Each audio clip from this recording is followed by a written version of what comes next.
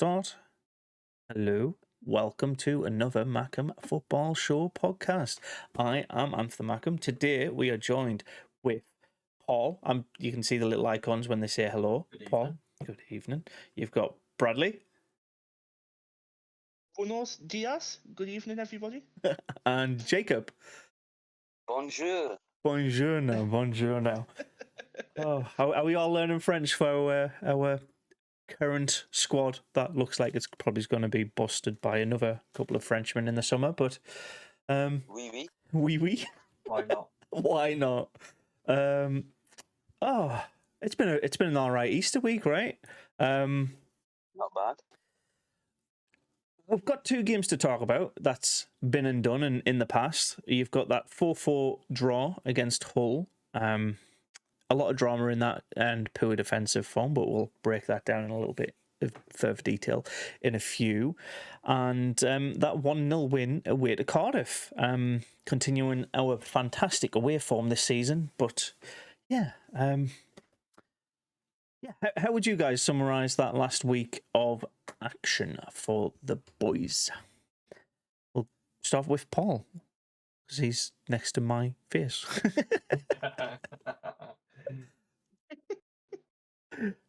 For me, I was actually happy with that. The results actually of the Easter weekend.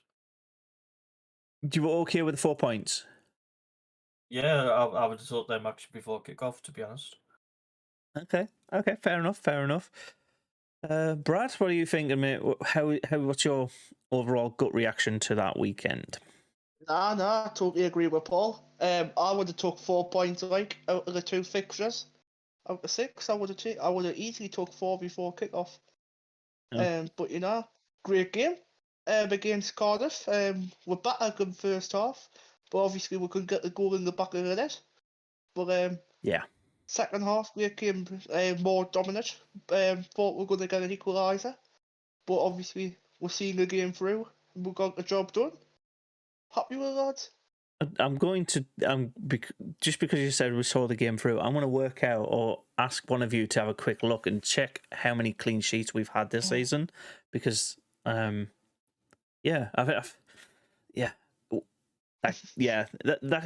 game aside, I think that game was a little bit of a cakewalk, to be honest. But before we go into what I think, Jacob, what are you saying, mate? Yeah, same as Paul and Bradley. I was fairly happy, and 4 points. Yeah, if someone said that to me before them two fixtures, I'd have taken it. And if I had to choose, and I would have chosen to draw with Hull rather than Cardiff, because I think if we drew with Cardiff, that would have been a bit more embarrassing than Hull. Because we should be beating both Hull and Cardiff, but drawing to Cardiff would have been worse than Hull. But yeah, okay, it's just can't have everything really. But it was. We played well against Cardiff, and Hull was just can't put it into words. Okay, yeah, fair enough. Acacia says, "Evening, lads. I'll read Paul up the blades for tomorrow afternoon on Sky Bet against Cardiff and away the lads."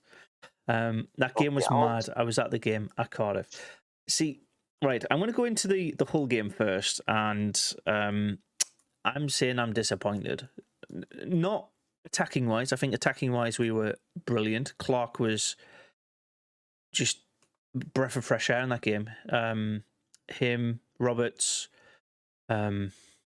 Pritchard when he came on. I just think like our attacking prowess in that game, coming back to level it up, go ahead, level it back up, go ahead again, and then for the game to end in the 95th minute of the game with a penalty. To level it up at 4-4. People are forgetting that penalty guaranteed was in the additional time, and possibly the game should have ended already at that point. But we conceded 3 other goals before then as well. So defensively, we were our own worst enemy. I think when we were watching it on the live stream as well, we were blaming how slow the defenders were to react, but the main blame for at least 3 of our goals was our CDMs. It was Mishu and Neil in the first half, I believe, in that game. Correct me if I'm wrong. lads. Yeah, I think it was. Yeah, I definitely was for the first goal. I know that because Neil was so far away from the man that it was an easy 1-2 pass, shoot, goal for their first and opener, and you can't allow teams that much space in the middle of the park, especially if you've got a makeshift centre back covering in for Ballard. I'm just thinking we need more people in the middle of the park. We do play really good down the wings with Clark Roberts. Who else bombs down the wings for us now? Really just Clark and Roberts either side, isn't it? Yeah. Yeah. We play good wing football. Could you say Ahmad goes down the right as well? Maybe. Sometimes. Yeah, sometimes. Right. So the whole game, I'm disappointed that we ended in a draw. I'm obviously chuffed that we scored 4 goals. Speaking of 4 goals, we are watching this we are streaming this while watching the Middlesbrough Norwich game as well, which is also 4-1 at half time. So there's 45 minutes for that game to get worse for Norwich, and that will help us talk about the playoffs in a bit. But the Cardiff game, I'm happy with the 3 points, but hear me out here. I'm actually disappointed with how we attacked in this game. We looked scared to shoot at a lot of the time, which is kind of bizarre considering how many shots we did end up having towards the end of the game. But the first half, we just didn't want to. We didn't want to risk it too much. We wanted to walk the ball into the back of the net, and Cardiff were there for the taking. I think a couple of chats were had at half time to change the emphasis a bit, and I think Cardiff were just completely off the pace, and we should have punished them a lot more than we did. But that's my thoughts, that's my opinions. I'm just going to read through Acacia's comments as well. Second half was a bit crap when Cardiff were a bit better in the second half, trying to get the goal against us. The game at home against Hull was crazy, as well as I was that game with Paul and Michael Bowers. I'm guessing there's a word missed out there, but were you at the game with Acacia and Bowers then, Paul? Yeah, I was at the game, and Acacia actually comes up because I'm not far from Acacia. She came up second half. She had a nice little chin wag at the game. Well, it was one of the. To be fair, the whole game was definitely one of the most entertaining games of the season from us, without a doubt. I'm going to miss Ahmad when he goes back to Acacia's third team, Man United. How many teams do you support? Jesus, you should have one. Anyways, lads, 4 points from 2 games against teams in the bottom half of the table.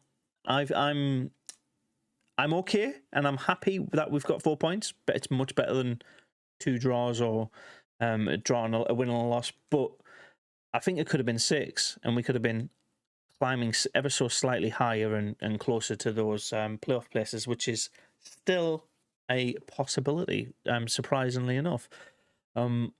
Quite shocked that we are still in the running, considering we're 10th and there's only 5 games to go. Yeah, what a season.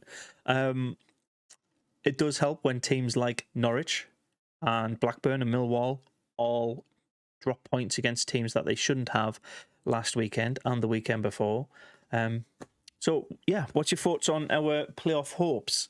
And I'm going to quickly load up my website, which tells me our probability of finishing in the playoffs. It says 10% chance at the minute that we will finish in the playoffs. Do you think that's a fair percentage? Could be, actually, because the thing is, if you think, actually, we've got 2 home games coming up. Mm-hmm. You know, we've got tomorrow, fair enough, against Birmingham, but we've got Huddersfield on Tuesday. Yeah, 2 games that, again, I think we should be winning. Birmingham, I would take a draw if push came to shove, but yeah, Huddersfield is a team we definitely need to be beating, right? Yeah, it is. Yeah. So, yeah, what do you think of our chances against Birmingham coming up? Because what was their last result? 0-0 against Stoke, I think. I believe so. I mean, I'll have a check. Yeah. Well, I mean, we should be beating Birmingham, really, but Well, to be honest, I was listening to a preview that the Solideco done with a reporter down in Birmingham, actually, earlier on today. They said that apparently Dion Sanderson might not actually be available tomorrow, the same as Troy Deeney. Oh, okay. So Troy Deeney, Dion Sanderson, I think, is a defender that most of our team can get past. So I'm not really concerned if he is or isn't injured. Yeah, I know he used to play for us for a short spell, but I don't think the ex-player curse really works with defenders. Maybe, hopefully not. But Troy Deeney, that is a big miss out for them. They're going to be reliant on Chong a lot, right? Yeah, they will. Can you see any other big threats coming from Birmingham if they're missing Deeney? well, they've got it says one of the other forwards Birmingham have got is Adam George. Adam George. Not sure what he's like, but could maybe have to look out for him. So, their top scorer this season, I'm just looking on the stats on this website, is Scott Hogan. He scores basically 1 goal in every 3 games. I don't know. I'm not overly concerned about Birmingham scoring against us. They're not They don't score as many goals as us. It's as simple as that. So for me, I think it's going to be one of those games where if we defend well, we will pick up points. And holy crap! Thank you, Acacia. Middlesbrough 5. 5-1 Borough, is it? 5-1 Middlesbrough's just scored. Yeah. Yeah. That is a thrashing. Mr. Price Gaming, thank you very much. He says congrats on the 1K subs, by the way. Thank you very much. Akpom scores that goal for Middlesbrough. Akpom again? Akpom again, yep, in the 49th minute. How many goals has he scored this season for Borough? He's got the highest goal scorer in the Championship this season. That puts him on 28. 28 goals. Yes, it is. 28 goals, yeah. I think, is he... Oh... Wigan, you had to ruin it. So Wigan have 34. Yeah, it's Astra. Welcome back, Astra. Another name change. Scott Hogan used to play for us at Sheffield United, so Acacia might be well placed to what's it called? To put a 2 pennies in about his chances of scoring against us on this weekend. Yeah. Should we do predictions for the Birmingham game then? Why not? Yeah. Yeah, why not? Cool. Yep. All right. I'll Brad, Jacob, then Paul. Go for it. Yeah, I'll chip in first. Sunderland 3, Birmingham 1 for this game. I'm just gonna jot that down. But I'm gonna hold you to that one. Okay. 3-1 Brad. Perfect. Jacob? Same as Brad, 3-1 Sunderland. You're just going safe bets, aren't you? Fair enough. And Paul? 2-1 Sunderland. 2-1 Sunderland. There you go. We're going relatively safe, but we're also recognising how poor we were defensively, I think, against Hull. And I'm going to say we're at Stadium of Light, right? Yeah. I'm going to say we're going to keep a clean sheet. I'm going to go another 2-0 win. Ooh, 2-0. Yeah. Ooh. I was going to write your name again there, Paul, for my guess. I'll take it. Yes, 2 predictions. As long as we score 2, we'll be happy. What does that do for us if we do end up winning that? I know we at least leapfrog Norwich on goal difference, because we do need to win to catch up to where Norwich are at, and then we're reliant on Coventry dropping points, right, to leapfrog them as well. So a win, the highest we could finish this weekend, is 8th, within a point of currently Millwall, Blackburn, and level on point, and Preston as well. Wow, it's tied up at the top of the league, isn't it? Is Yeah, fair. Yeah, okay. I'm happy with that. What did you get up to over the Easter weekend, considering we had 2 games mixed into the middle of it then? I'll go with Paul first. yeah, I just stayed in, to be honest with you. That sounds exciting, mate. Fair enough. Did you watch lots of footy? There was plenty of footy on over that weekend. Loads. Nah, not really, to be honest. Just the 2 Sunderland games, though. Yeah, it was. Yeah, that's still that's a lot more footy than most people get into it. What about you, Brad? What did you get up to? On Friday, I went to Sloan Sports Bar in Sunderland. I don't know if you know where that is, obviously. I went and seen. It might be a different name than I remember it. Yeah, I went and seen Paul and Michael in there before kick-off. In there, and on Saturday, I watched Brentford versus Newcastle, and I thought Brentford were going to smash Newcastle in the first half. But the VAR decisions against Newcastle, my word. Where is Sloan Sports Bar? It's hard to Oh, explain. mate, that's where I used to underage drink. Yeah. They had their bar staff back in the mid-2000s used to let us in when we were in last year of comp. So 16, 17-year-olds just used to take over that place. That's memories, mate. Thank you. Never reveal it on the events. Oh, it's over a decade ago. It's past the statutes, and you know what? Oh, I forgot. No, it was called Sloan's then as well. That's mad. Thank you for bringing back some memories, mate. Thank you very much for that. No worries. Bowling alley's new though. What, the Sunderland Bowl? Yeah, that's new. Yeah, I actually went there today. A small world. It's a small world indeed. Wow. Cool. Right. Jacob, what did you get up to? Easter Sunday, I watched the first Bad Boys film. Oh, yeah, you were on a Bad Boys marathon, didn't you? Yeah. Yeah, fair enough. Good films. Good films. Just don't start singing the song, anybody. Thank you very much. Acacia says, I've been in the street bar with Michael and my ex Morgan before to watch Sunderland in the pub when I was staying over in Sunderland. Why would you go to the pub with your ex? Oh, was he not an ex at the time? That's just really weird. If you go, I don't. No, he wasn't an ex It before. it wasn't an ex at the time that you went to that bar. Okay, that's fair. That's fair.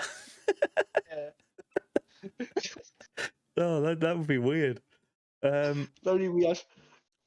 What did I get up to? I think to be fair, mate, for me, I was watching the Sunderland game. Then Saturday and Sunday there was obviously Easter stuff, so roasting the good old stuff, family time, walking the dogs. Mm-hmm. Went to Canine Acres. I don't know if you know what that is, but basically it's a big open field that you can take your dogs to for an hour or so, and they just run free. It's very good. And then watched a bit of Premier League. Watched a bit of what else was on Sky Sports? I think it was Bundesliga. I can't remember. just lots of football, surrounded by normal life. And then again on Monday, we watched that Cardiff game. That was a nice weekend. Anyways, we've got more football tomorrow. The Birmingham City game. I haven't watched the conference for that, the press conference for it, but Paul and Brad have. Have you watched it, Jacob? No, No. Okay. probably should have. Good evening, the Sunderland cabbie. Welcome. Quick question for Paul and Brad who've watched that conference. One, is it worth watching? And two, I know it got Paul really agitated. So, Yes. tell us why. Yes, it is very interesting actually, because Mowbray was actually asked on the summer transfer window. Already? Well, I say already. There's only 5 games to the end of the season. Well, he was asked on recruitment, and apparently Stuart Harvey, which I thought was a good update. Apparently Stuart Harvey is now. He's actually going out now, speaking to agents, to actually price up players. He's actually watching players. That's why I think we've got that Ukraine lad that's just come in. Yeah, the academy player who's 17 and scored a couple of goals in the Ukrainian league, something like that. Another one. Yeah, Yeah. I think that's come off Stuart Harvey. I think. Yeah. Okay. Well, to be fair, the Ukrainian players are looking for Tiratarov, what do you pronounce it as? Timor. Timor, yeah. Well, I'll load up his name before we butcher it any further. What were your thoughts on it then, Brad? Because I'm yet to watch it. Watched the press conference yesterday, and what Paul says about the head of recruitment, Stuart Harvey, is pricing up some deals for the summer transfer window, and also he has a hint on Amad Diallo, because he said in his press conference that he will be playing Premier League football next season. If it's at Manchester United or not at Manchester United, he might go on loan to a bottom league club like Leeds United or Crystal Palace next season if they're still in the or Burnley. or Burnley, yeah. Yeah. I'm just saying. Nottingham Forest. I don't know if they're going to survive, to be honest. So Yeah. I've got this guy's name up in front of me. I hope I'm not butchering it, but it looks like Timur Tudorov. That's how I would say it. Timur Tudorov. Yeah. I don't know how we're going to chant that if he does end up being a first team player, but the fact that we're making signings already and that we're clear with our ambition for our youth squad, that's got to be taken as a positive, surely. How do you read into that, Jacob? I think it's a good sign for getting ready for next season. You know, we're not just like, I don't see many other clubs doing that, so I think it might be a sign of maybe us wanting to push a bit higher next season. But it's a good sign, really. If it turns out to be shit, then you know, whatever. But I quite like it. Okay. What about you, Paul? How are you reading into that? I'm actually happy with it, to be honest with you. Good. Because what I like about it, actually, even Mowbray I don't know who it was, but somebody from the media asked about Dan Ballard. Yeah. And Mowbray said that Ballard could actually get a chance of actually returning for like Preston North End, for example. The start of May as well. Oh wow, that might be huge. it could be it could be our last 2 games of the season, but it could also be our 3rd and 4th last game, if you catch my drift. Maybe our 5th, if we're really, really lucky. Okay, I'm on board with how you're reading into that. I'm going to say it is a positive sign, long term for us. I haven't obviously. I don't think any of us have seen any of Timo's gameplay yet. We've just got to trust that the scouts are doing their job effectively and bringing in eager talent to flourish with us. Can you see us making a lot of academy signings this summer rather than first team signings? So that's my only concern. We're gonna recruit a lot of youth, and none of them are ready to break through to the first team. That's my only concern. Does anybody share it, or do you think I'm silly with that?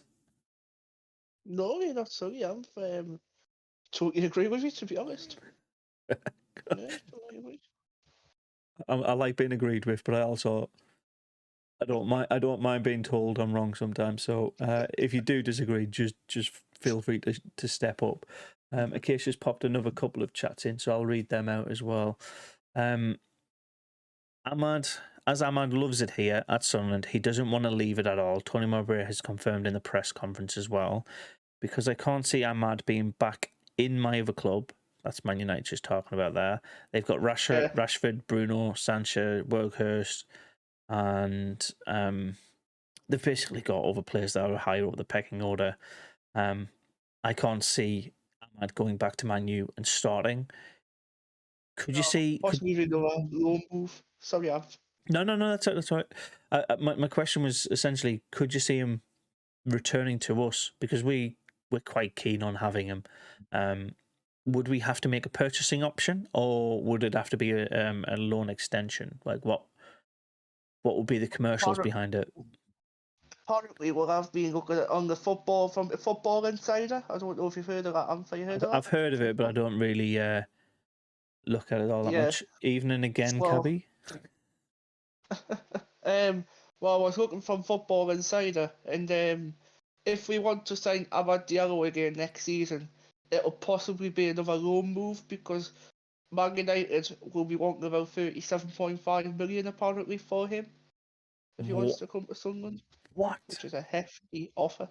Which is like a hefty, big, massive, bloody. If that value is correct, if that's how much Man United want for him, why aren't they starting him?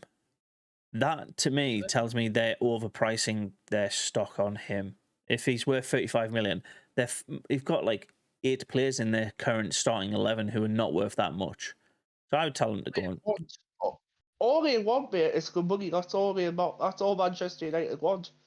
Is money. Yeah, I get that, but 37.5 million. I get it. I understand. I understand it's Man U pricing, but like, nah. I would say we would struggle to justify 5 to 8 million, but 35. Yeah, I'd much rather have 7 other players that are in that 5 million bracket than one Ahmad. I'm sorry, but you can be as good as you. Edward Michut, he's 5 million. He could sign a buy clause. I don't think Michu's as good as Ahmad for us, though. That's the only problem. No.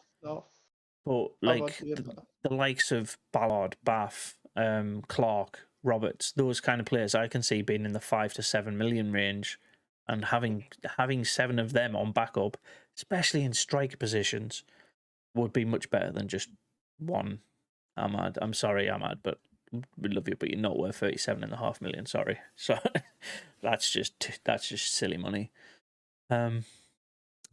Paul, Jacob, do you want to buy Amad Diallo for 37.5 million? Yeah, I mean, I'd like him to. I would like him to be permanent, but he's probably, if we get him again, it's probably going to be low. And there's no point in him going back to Man United, is it? Because he's not going to be in the starting lineup. So Might as well have Oh, another. yeah. That comment there just got me on another tangent. I'll bring it up again in a second. But my God, loanees are not the way forward for some. They might be good for like short-term gaps, but yeah. Paul, what's your thoughts? Would you buy Ahmad for 37.5 million? It'll be tough for me, but to be honest, I even heard that apparently Mowbray's actually thinking about not playing actually any of the loan players for the next couple of games and actually playing the team. You know, that's going to be here next season. The likes of Lahaji. Yeah, I really rate that move, but I think we need to be 100% certain that we're not going to make the playoffs. Like, could you imagine if we just picked up 2 extra points against Birmingham, or if we picked up 1 extra point against, I don't know who Watford? Like, I get that we want to reward people who've made full-time contract signings with us, but we need to put the best team forward in the game who's available to us. That's commendable. Do you think it's daft though? Oh, The thing is, oh, sorry. No, I was just gonna repeat the question in different wording. So go for it. The thing is, do you think we could get playoffs this season? Do you really think we could get playoffs? Our percentage chance keeps growing game by game, and this Norwich result is proof that teams above us aren't on form. We're starting to pick up our form again. We had our February-March drought, and now we're back into the end of the season high, like we had last year. We went 18 games, was it, unbeaten? Yeah. But why can't we do 5, 6 this season? I know it's a championship, it's a step up, and we've got better opponents, but Birmingham 17th, Huddersfield are 19th now. 19th, yeah. Evening, Ben. Welcome along. Who else we got that's coming up? Our fixtures and where they're placed. They're quite West low Bromwich down. Albion in 11th place, Watford in 12th place, and So- Preston in 7th place. So the 2 teams that are challenging us for playoff places directly below us, if we beat them, they're out of the race. And if they beat us, we're out of the race. So you've got 2 games that we should be winning, and then 3 competitive games for the last playoff spots. I don't know. I think it's how these two. If these 2 games that we should be winning, Huddersfield and Birmingham, if we drop points in there, then yeah, I'd say the season's done and dusted. But beyond that, DJ, you've said good evening 4 times, and I've said good evening to you back to it now. Can you? Hello, DJ. Good DJ. Good evening. Hi, DJ. Yeah. What was my point? I don't think we're out of it yet. I think we are maybe a game or 2 out of it. Because we're only 4 points away from Blackburn, but Blackburn have to lose both those games to us to get to 62 points. I think the more games that we win and they draw, that's 2 points gained each time. We've got 5 games of that potential. So I can see us. Got Hull tomorrow as well. Hull, they've got Hull. Yeah, they've got Hull and Coventry. Yeah. Coventry's going to be close to it as well. So I think Coventry have more of a chance than we do, but we still have a chance. That's my point. While we still have a chance, I think we should still try and fight for it. Like, of course. Why give up now? No, of course. I agree with you. So, yeah. I'm going to see South Shields lift the trophy at Warrington game. Nice. Enjoy that, Ben. Yeah, because Shields actually got promoted. Yeah, they got promoted. Was that on Tuesday or Wednesday this week? It was midweek. It was Easter Monday. Easter Monday. Yeah. I haven't been in Sunderland City Centre for ages, but it hasn't changed at all. Yeah. You just made me go around Sloan's on the Google Maps. Yeah. By the way, if you're wondering, or 9 is back in the team tomorrow. Have they announced the squad already? No, but Mowbray said he's hoping that O9 is in the team because his missus hasn't actually had the child yet. Oh, right. So she went in labour, but okay. I thought that was the whole thing behind it. So the question from Ben is, who's Blackpool got tomorrow? Wigan. So fun fact on that one: if they draw, they will be just one game, one loss away from being relegated. A Wigan win would still mean they've got very little chance of getting promoted. But yeah, that's another good question, I guess. Who out of the remaining 5 teams looking at the bottom place do you think are going to get relegated? Because I think Blackpool and Wigan are going to go down, but Reading's currently in the bottom 3 because of their 6-point deduction. Your Cardiff, who we walked over, QPR, who are struggling, and Huddersfield. Who are them? Do you think's going down next? I'll go to Jacob. Jacob, who you saying?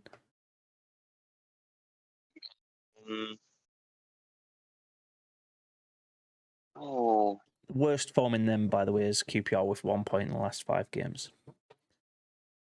I might go with QPR, to be honest. I think Huddersfield will stay up. I think they'll lose to Swansea and us, but I still think Huddersfield are surviving. I think it's going to be QPR. QPR, okay. Paul, who are you saying? Yeah, and I'm going to go with QPR as well. Gareth Hales was the one to go back in League One, but Oh yeah, that was an interesting one. Why did he move from? Was it Wickham? Wickham. Yeah, he was at Wickham. Why did he move from Wickham? Did he get sacked, or was it just a bigger money offer? An Alex Neil effect? Was a bigger money offer. It was a bigger money, yeah. Can you blame him for that? Not really. Not really. Not to move away from Wickham. Who are you saying, Paul? Who's the third team to get relegated? Well, it won't be Huddersfield because they'll stay up because of Neil Warnock. Mm-hmm. Yeah. Well, to be fair, they've rescued it. They've picked up 11 points in the last 5 games. They've rescued themselves quite. They were pretty much on par with Blackpool and Wigan for a long time this season. So he's done a good job already. Yes, so I'm going to say QPR. So we've got 2 for QPR. I'm going to say Reading, purely because they can't win games, and when they don't win games, they tend to draw them. Their good part of the season was down in the first half, and yeah, they've done a Wigan and stop caring about their players. Who are you saying, Brad? For me, I think QPR will survive, to be honest. I'll actually see Cardiff surviving and all. I'm thinking, the 3 what's already there now? I think them 3 are going to go down. Reading, Blackpool, Wigan. Yeah, Reading, Blackpool and Wigan, so I agree on. And for the 3rd spot, it's going to be Reading. It just feels like they're in a bit of a mental rut, right? That's my gut behind it. And as for that, it'd be interesting who Reading gets as manager, and then whoever they get, maybe they'll push them up. Yeah. So if miracles happen in football, Watford could technically still get relegated, by the way. Just according to this, it's less than 0.01%. But if they lose every single game, Wigan, Blackpool, Reading, and all of the other teams pick up points below them, they could be relegated. It's impossible. It's pretty much impossible. You got more chances of winning the lottery, but it's still technically possible. I don't think Watford will go down to a decent side. Yeah. I'm just going to catch up on the chat messages. I think. Yeah, I'm going to start calling DJ Cabby now because that's his new profile. Cabby says we won't make playoffs. It's been a cracking season. I'll be happy staying where we are. I'm saying tomorrow, Sunderland 0, Birmingham 2. Okay. I'm just going to pop that down there. 0-2 for. I was going to put Cabby there. The ref tomorrow game is Stephen Martin. Mm-hmm. Who's that? Yeah, it's an interesting one with him because the last game he took, well, people thought actually it was Bob Munger's last game, but it wasn't. Last game he took for us was actually against QPR, actually. It was either Home or QPR or away? MK Dons. Because I was seeing it from Nick Bones earlier. Was that the one with Will Ferrell crying, Ferrell. or the one before that? Because we've played QPR twice. Where the goalkeeper scored. Did you see Stephen Martin? Yeah. His last one for Sunderland was against QPR on the 26th of February. So it was the Will Ferrell crying 1-1. Yeah. Yeah. Against QPR. Tears of sorrow. Yeah. Yeah. If you haven't checked out my short on that one, please do. It's funny as fuck.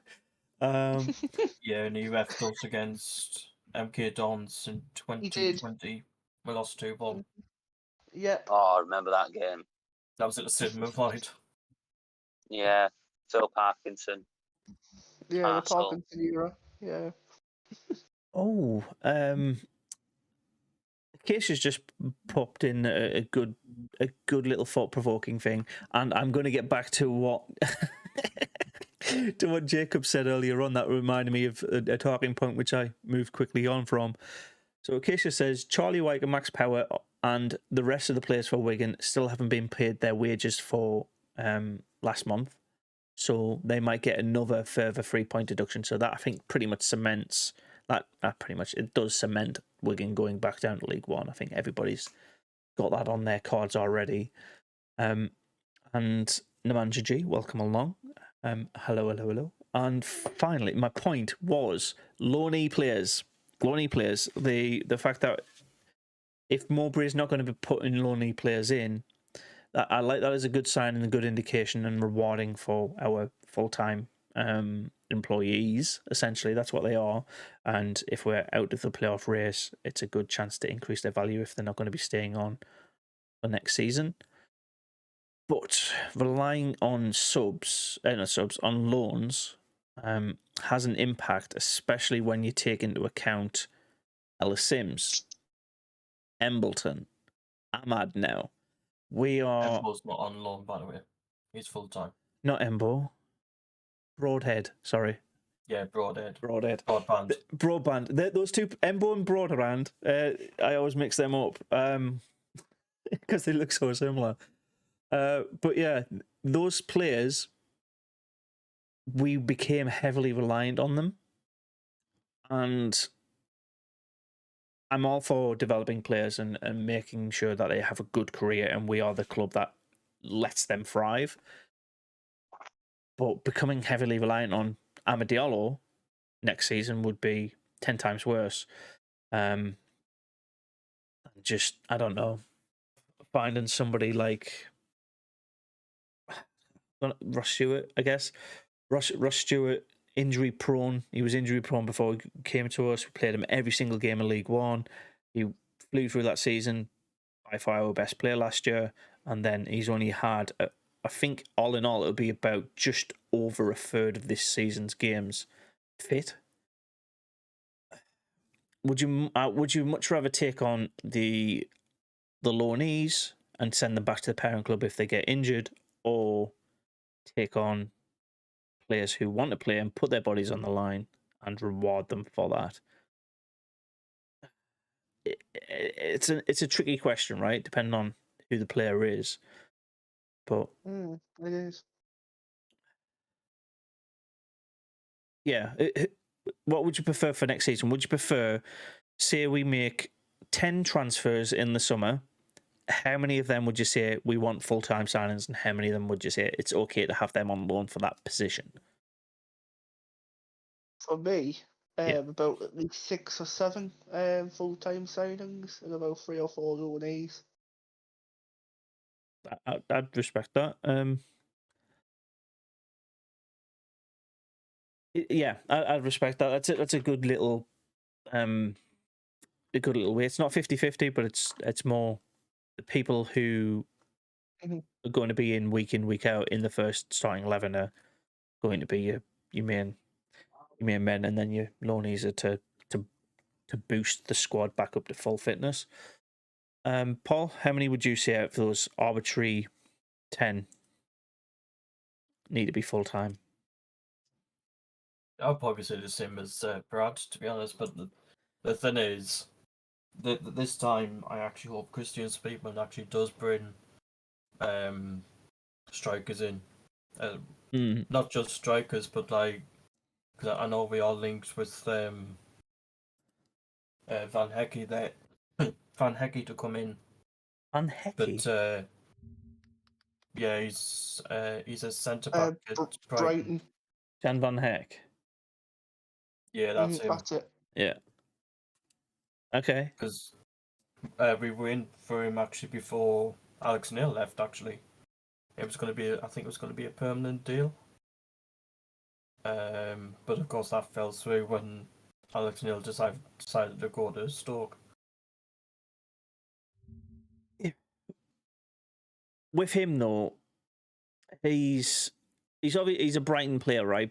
I'm just looking at his stats now, but he hasn't played a game this season, like at all. Why would we want a player that isn't getting game time, or isn't even getting loaned out to get game time? That's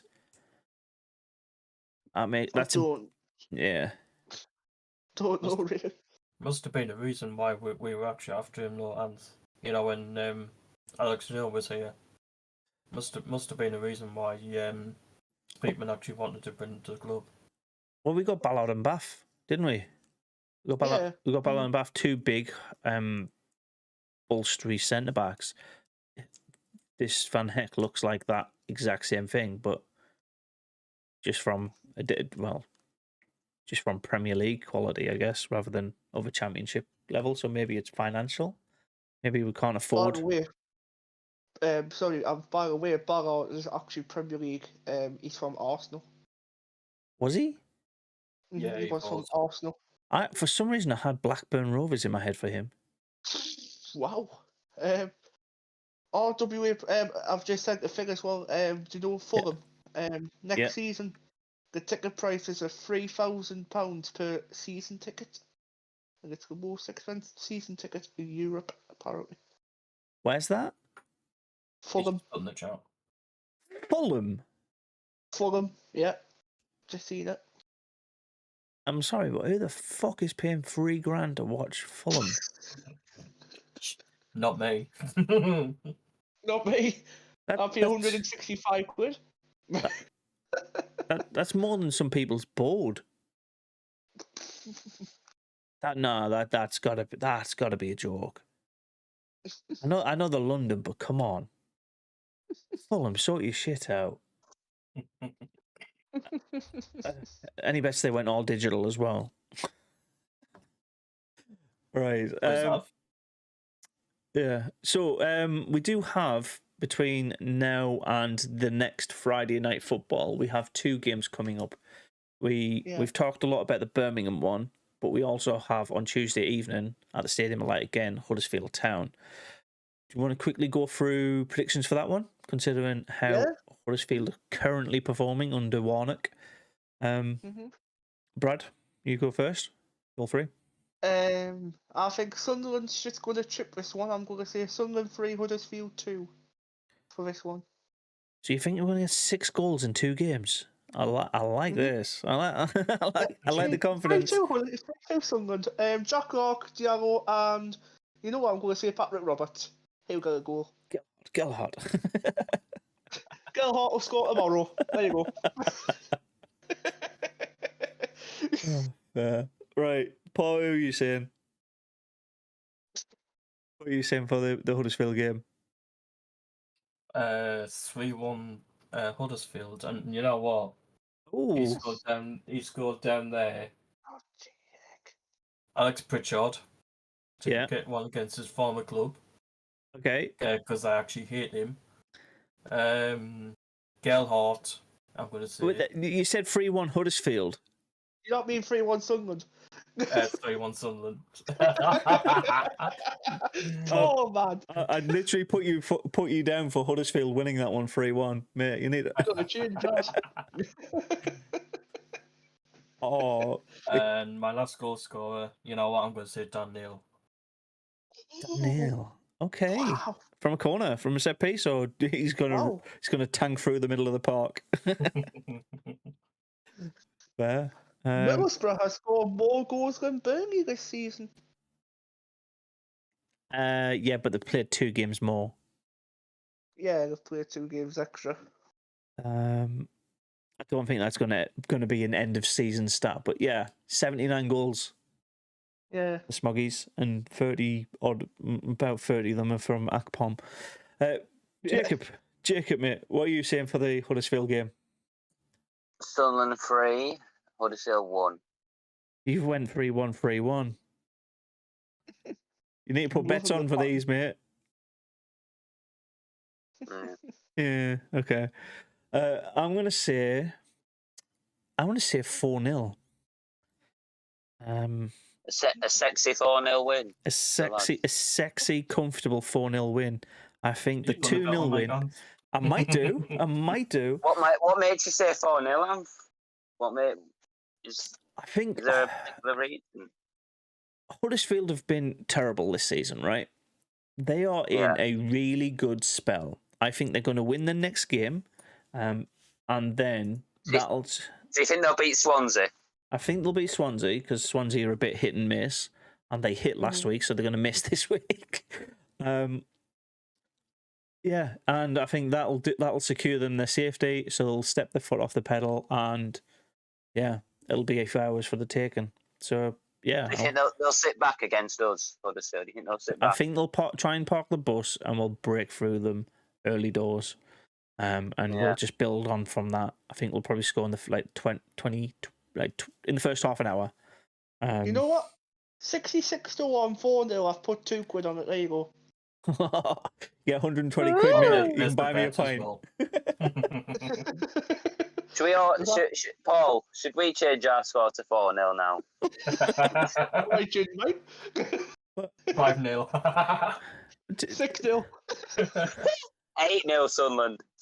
To be fair, I'm not alone in the 4 goals category though. Acacia said Sunderland 4-2, so it's a championship. 2 goals. Yeah. Yeah, it's a championship. We can always score goals. I think that's the one thing we've done really well since returning to this league, right? Is our goal scoring form hasn't been hindered by not having a striker, and that's why I'm kind of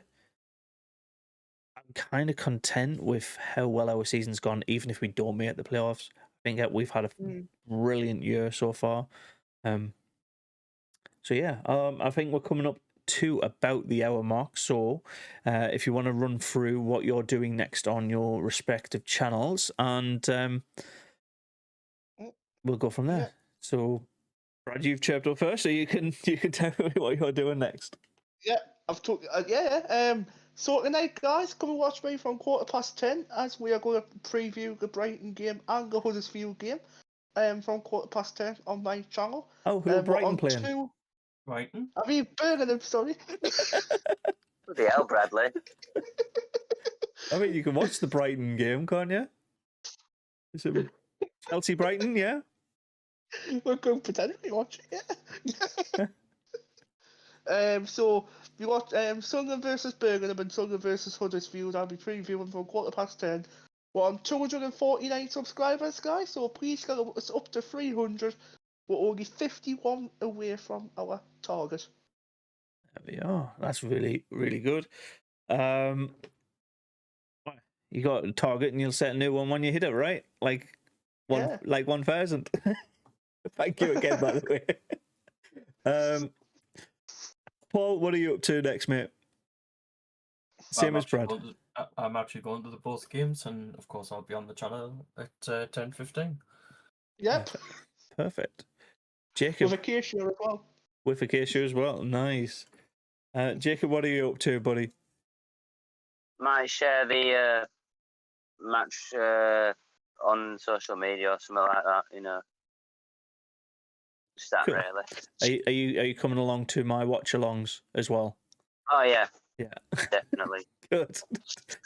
Just give him a little nudge to remind him. 5-1 Middlesbrough full time. There you go. Full time. That's done and dusted. That means Norwich are leapfroggable with just a 1-0 win against Birmingham tomorrow. So, well, lads, I guess. Yeah. So tomorrow on this channel, 15 minutes before kickoff, we'll be doing a watch along. So we'll be watching the Birmingham game with whatever chaos and drama that Sunderland decide to throw our way. And then same again on Tuesday evening, 15 minutes before kickoff. Keep an eye out on the channel. The thumbnail's there. Click the notify me if you're here, and if you're listening to this on Spotify and other podcasting services. Because there's international fans at the game tomorrow. Yes. There you go.